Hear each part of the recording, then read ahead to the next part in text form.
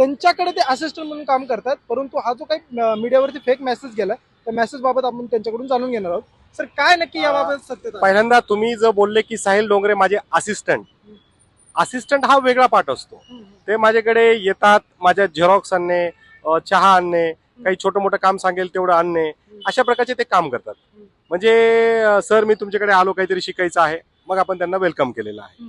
माझ्याकडे ज्युनियरशिप प्रॉपर करण्यासाठी 24 तास यावं लागतं. त्यांचं लायसन वगैरे मी घेत असतो. तो तसे बरेच जण असतात, नॉलेज असेल, काही मदत लागली, सर घ्यायला आले, तर त्या प्रकारे साहिल जो आहे माझा असिस्टंट आहे. म्हणजे तो माझी मदत कशी करतो, मी काही काम सांगितलं, बाबा जा झेरॉक्स घेऊन ये, जा चहा आण, अशा प्रकारचं तो काम माझ्याकडे करतो. कुठलंही केस लढायचं काम तो माझ्याकडे करत नाही.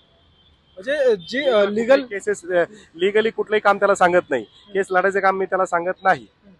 आणि जो फेक मेसेज पसरला आहे की गाड्याचे वकील म्हणून त्यांच्यावरती मारहाण झाली, गाड्याचे वकील म्हणून काय कनेक्शन आहे? काय काही संबंध नाही. तो फक्त माझ्या हाताखाली काम करतो. मी सांगितलं चहा आण, पाणी आण, झेरॉक्स आण वगैरे वगैरे अशी कामं तो करतो. गाडीचा मॅटरचा त्याचा काही संबंध नाही.